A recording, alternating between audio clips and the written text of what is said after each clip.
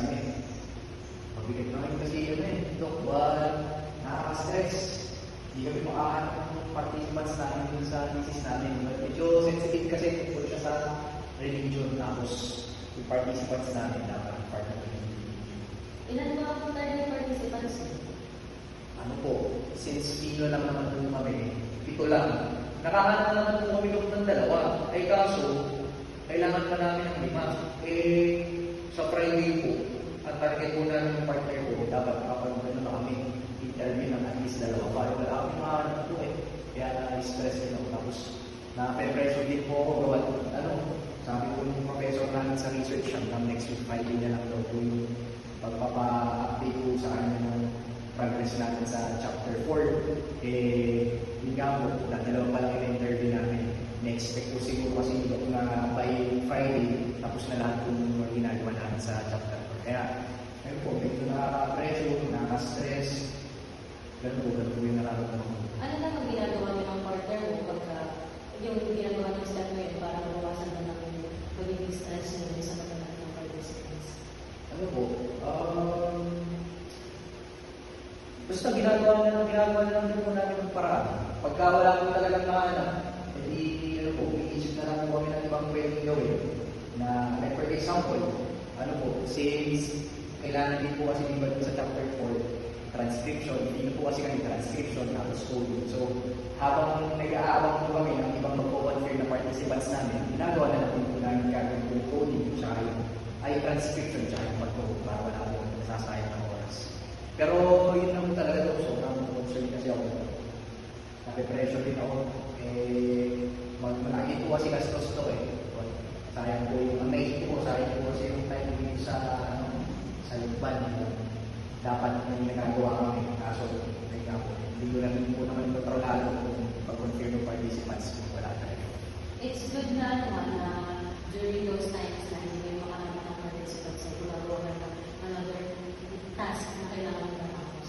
So, sa tingin mo ba may kakayanan na mag-confirm yung mga participants mo with the time frame? And if mag-confirm sila yung next na gagawin, and if not, meron na kayong usapan with your advisors na pwede mag-move or what you gagawin? Ano po tingin ko naman po mag-confirm yung iba po. Medyo close ko namin. Kaso, ang problem lang din po kasi hindi ko pala nasabi. Problem lang din po, may hindi mo confirm yung ibang participants. Kasi, nali po sila ng thesis. So, wala na nagpapagkakagulo schedule. Yung other participants naman po namin, may work na po. So, yung time po, yung pagsiset po na time para interview sila, mahirap. Kasi kailangan po namin pagtulungan yung time natin. Pero, okay naman po kasi, sa atin naman po natin, yung chance na mag-confirm sila. Tapos kung hindi naman po, siguro itatry na naman po namin na i-consult yung prof namin na hindi ko na kaya. Kung pwede pagbigyan namin na mag-adjust.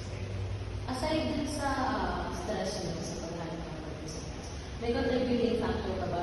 May nag-contribute ka ba sa stress nyo? Sa stress ko sa thesis, siguro yung hindi na rin po ako makauwi sa bahay. Tapos yung ulog din po, iniisip ko kasi siya,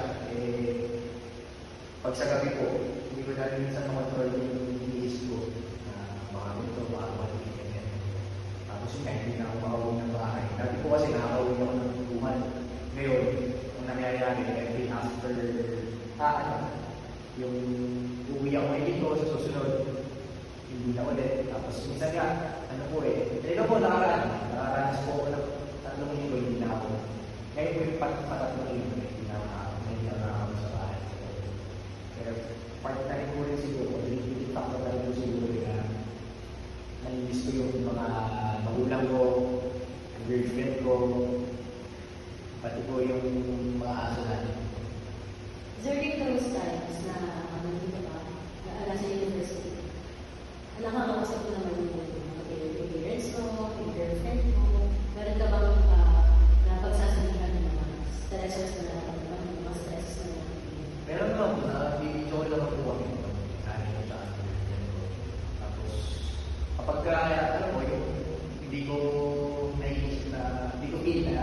sa kanila, ginagawa ko, paglalakad ko, kasi walking ko, hindi po yung way ko cope up sa stress na nararamdaman.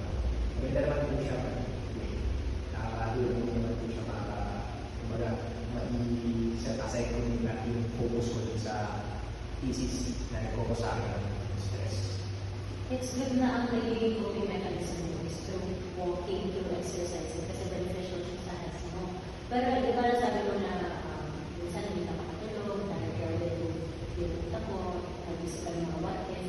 Anong ginagawa mo to lessen yung pag-iisip mo ng yung mga negative thoughts? To lessen, ano po?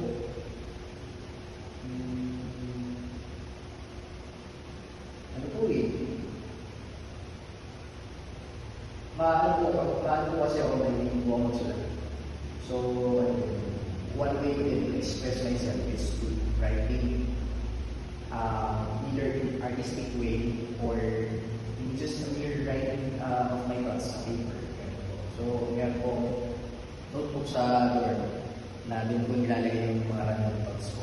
Could be a random idea na pwede magkakataan, or di kaya tula, or di kaya naman po mga pagpapasalamat ko today, magandang nangyari. So, gano'n po. Kaya nilalagay ko siya sa notebook. Para din, nagiging helpful din po kasi siya kasi natatandaan ko yung magagandang bagay. Tapos yung hindi naman yung maganda, natatandaan ko pa rin ito, pero ang effect kasi sa akin ay kumbaga yung magaganda pangit na bagay na nangyari po sa akin. Also, yung mga pagpapasalamat ko po for kunwari sa isang tao, o di kaya yung magpasalamat ko kay Lord sa nangyari sa bagay nila. Ito po nilalagay. It's good for me kasi doon po sa magagandang bagay na nakikita ko na si Lord pala, willingness ako sa ganitong bagay. Kapag bad naman po sa bad, nakikita ko na nalagpasan ko siya. Kumbaga, nagiging motivation sa akin pag nabasa ko yung sinulat ko. Ito nga nalagpasan ko. Hindi mas itong sa kinakaharap ko po ngayon. Malalim ko sa akin kasi nalagpasan ko naman yung nakarap.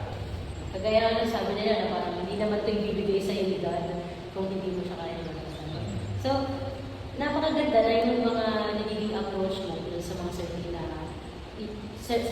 na stress na nararamdaman mo is through exercising, sa pagsulat, where na-express mo yung sarili mo. At maganda na nagiging aware ka din dun sa nararamdaman mo.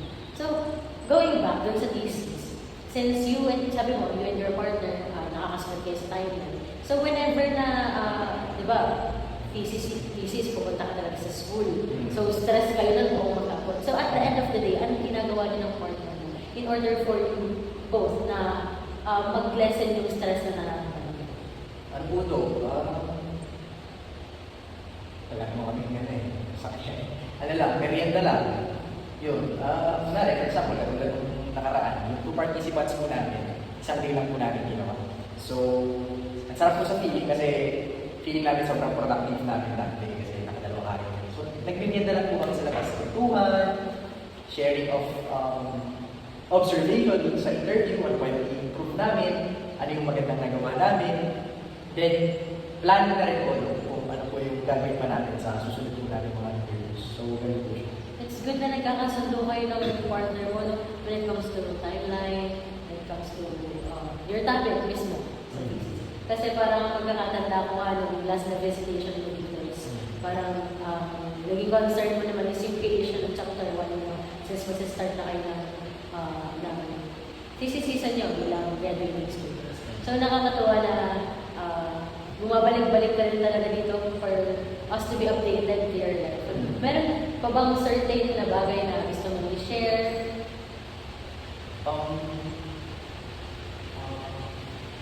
Huwag po sa thesis doon, yung source of stress ko ay parang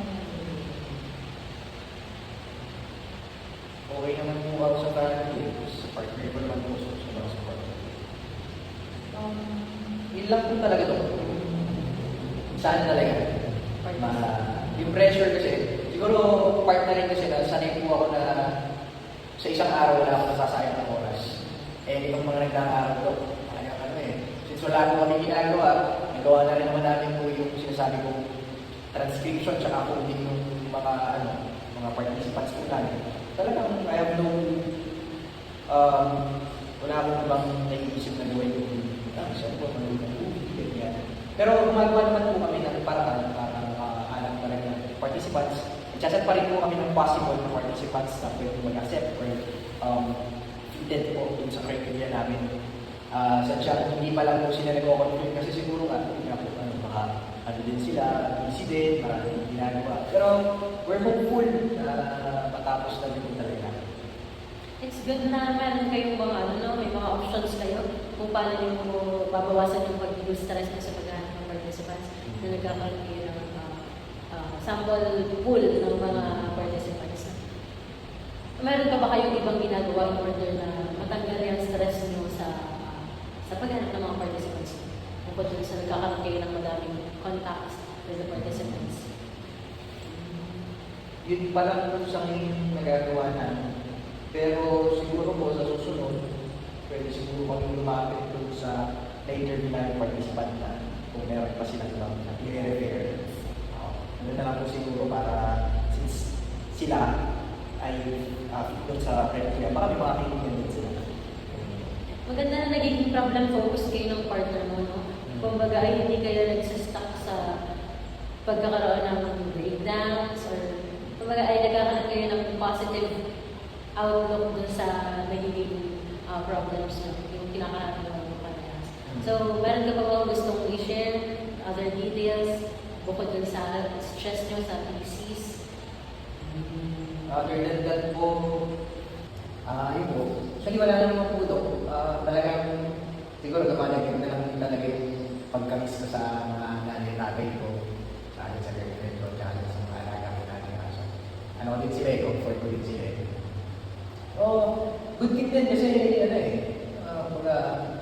mas na-test yung pag-handle ko ng stress.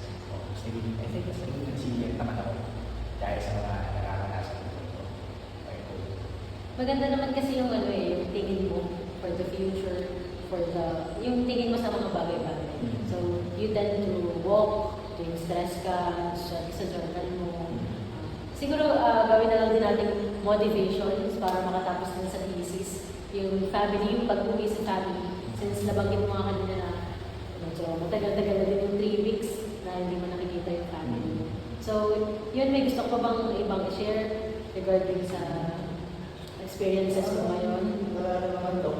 Yun lang. Talagang bumalik lang po ako dito para kabigatiin ang ako. Kasi nga, balik ng tao dito, chapter na parang dito. Nakakatawa naman kasi practice. Ibang chapter, ibang stress. Yes. Kasi parang tanda ko, yun nga, first interaction natin na gagawa kayo ng chapter 1. Parang dun sa interaction natin na yun, you're clueless kung paano yung gagawin mo. And it's good na nalampasan mo yung 1 to 3 nyo. And nandito ka ulit for the chapter 4 naman, 4 and 5 in the defense. So, I'm looking forward na sana next week or next week, defend nyo na yung thesis nyo. Sana makapag-celebrate kayo ng partner mo kasi deserve nyo mag-celebrate after all this stress na nararamdaman nyo. And then, yun, I'm hoping na makita ka ulit, bumalik dito sa clinic namin. So, kami dito sa clinic, lagi kaming nagagalak pag may bumabalik talaga na client. Kumbaga, ibig sabihin lang doon, hindi nila binabaliwala yung mga sinasabi natin sa kanila. So, knowing kung saan ka napasok, kung saan ka nag-aaral, saan ka nagmula, napakalayo mula dito sa clinic namin. So, napakasarap sa puso na binabalik-balikan nyo kami dito para mag-update kung ano yung mga nangyayari sa buhay-buhay nyo. So, always remember na yung clinic namin, always to open, even may problem ka man or wala, kung gusto mo nang mag-share, kung gusto mo nang kausap, kung gusto mo nang companion as a whole. Kung gusto mo lang ng kausap, wala kang mapuntahan, punta ka lang dito. Our clinic is always open for you. Yes, po. Sa po lang, hindi naman na feel na I have someone na makikinig talaga sa akin na totoo. Whenever I'm here, I see this as a safe space for me to share what I feel, what I think. Thank you very much. Hoping nga na pagbalik dito, this is defended. And then, ready kami na makita ka ulit. Thank you very much. Thank you so much.